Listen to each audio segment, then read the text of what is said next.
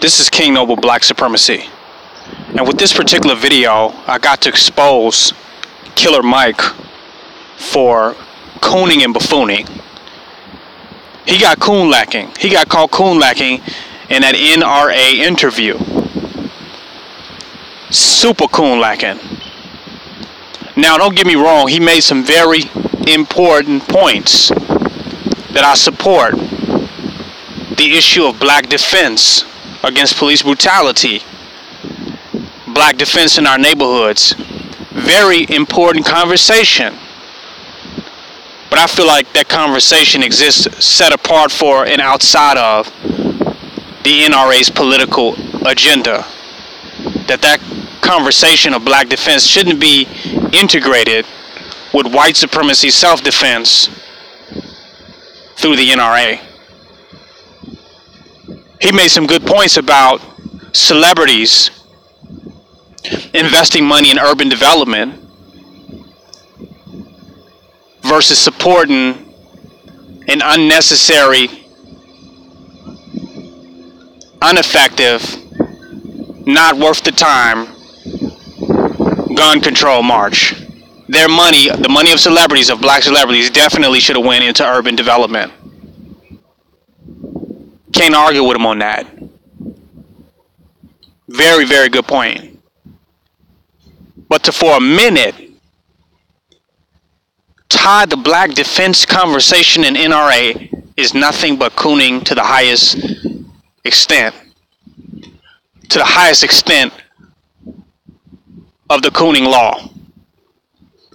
For one to think that whether blacks are part of the NRA or not, or support the NRA or not, that us having guns would be represented in society and treated in society equally or in the same way as our white male counterparts. It's never going to happen. Black people have always been under more gun control than white people. And we always will be under more gun control in this country under their laws. We always will be. So him fighting for gun rights means absolutely nothing for black people. Because wherever you find large populations of black people, you'll see the municipal and state governments having more power to legislate us having guns and what type of gun we can have and who can have a gun and who can't have a gun. You'll see more restrictions where there are predominantly black people than you are in the South, where there are a lot of white people out in Texas and Georgia and the country areas where it's just open carry with no problem. Very little gun regulations. So the Fourth Amendment doesn't even really apply to us because we are being regulated, over-restricted by the cities and the municipalities and the states that we live in that are predominantly black. So it doesn't matter. We've never had those gun freedoms as a masses of black people within this society. So it doesn't matter. White gun control and black gun control. It's two different, distinct issues. So to tie them together is cooning. Super cooning. Next, he seemed to be pretty pro-gun in a way that's just not completely rational. That it's blacks who are more gun motivated, who want to get their gun and represent their Fourth Amendment right, are the ones most likely to be shot down in an ordinary traffic stop just for having their gun and making an officer feel intimidated. This is a fact. They're more likely not to use the gun to defend themselves against white supremacy or police brutality, and more likely to defend themselves against black poverty and black socioeconomic disenfranchised circumstance that will lead them to killing another black person. We're more likely to die by gun violence than our white counterparts. This is just a fact. So us having more guns under the auspices of defense is more likely to get us killed quicker than our white counterparts. So that's just not the fact, or just not the case. We're not using guns to defend ourselves against police brutality or to defend ourselves against white supremacists.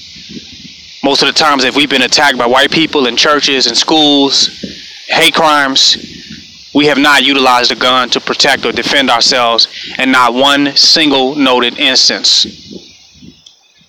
So he could only be hopping on that gun bandwagon out of cooning, because the realities just doesn't reflect what Killer Mike is talking about.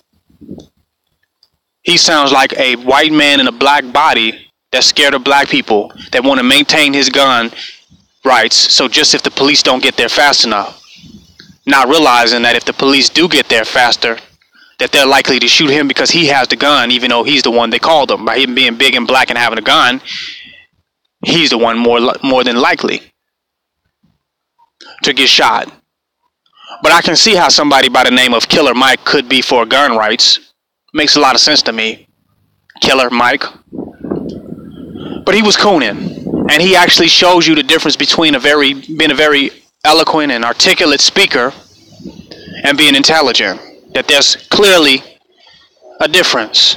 That just because you speak very eloquently don't mean that you're very intelligent at all, and that you can be a puppet of the Illuminati, a political puppet.